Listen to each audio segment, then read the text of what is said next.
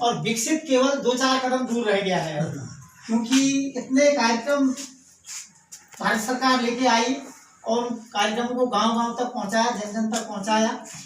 स्वच्छ भारत अभियान सबसे पहले आया 2014 में 2 अक्टूबर से, तो कोई भी घर अब ऐसा नहीं बचा है कि जहाँ शौचालय हो। और फिर ऐसी मांग की गई कि ये शौचालय तो हो गया लेकिन पानी नहीं है, तो प्रधानमंत्री जी हर घर जल और हर घर नल योजना लेकर के आए हैं।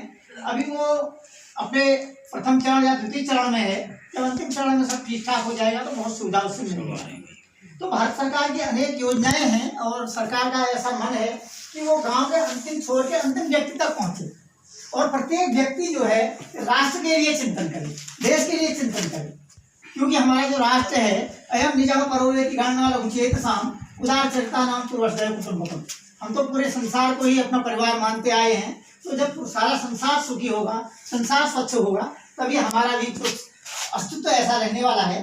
तो इसी क्रम में यहाँ पर एक प्रतिज्ञा होनी है, संकल्प लेना है हमको। संकल्प और प्रतिज्ञा में अंतर है, और प्रतिज्ञा 2 प्रकार की होती है।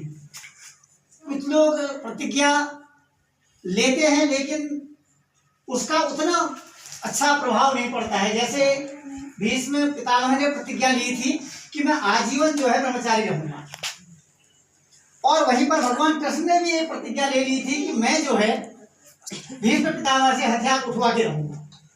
तो लेकिन भीष्म की प्रतिज्ञा याद की जाती है, लेकिन भगवान कृष्ण की जो प्रतिज्ञा थी उसको इतना याद नहीं किया जाता है। और हम तो ऐसे देश के लोग हैं कि जहाँ पर पशु पक्षी भी अपने घोंसले के बारे में सोचते हैं। पहले अब आप कहेंगे खड़ा कर दिया आपने, भाषण शुरू हो गया। छोटी सी कहानी सुना करके इस संकल्प का एक महत्व बताता हूँ आपको। एक जंगल था, जंगल में आग लगी जोर शोर से, तो सारे जो है पेड़ जलने लगे, वहाँ की घास फूस सब जलने लगी, तो सारे पशु पक्षियों में भगदड़ मच गई, कोई इधर कोई उधर जा रहा क्योंकि आग लगी हुई है। लेकिन एक कबूतर और कबूतरी का जो जोड़ा था वो उस पेड़ पर बैठा हुआ था। ऊपर से कौवा उड़ते हुए गया, तो उसने उस कबूतर से कहा कि आग लगी इस वृक्ष में, जलने लगे पात, तुम क्यों पंछी जलत हो, पंख तुम्हारे पास।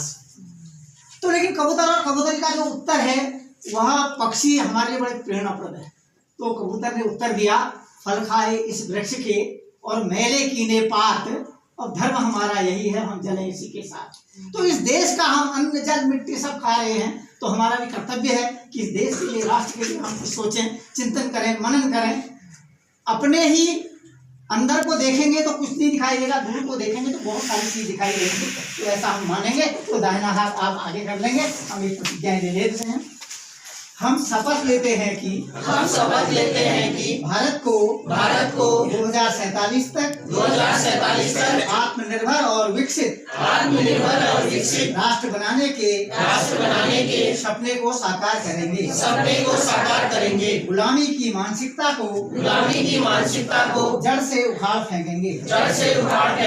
देश की समृद्ध विरासत पर गर्व करेंगे। भारत की एकता को सुदृढ़ करेंगे और देश की रक्षा करने वालों का सम्मान करेंगे। नागरिक होने का कर्तव्य निभाएंगे। भारत माता की जय।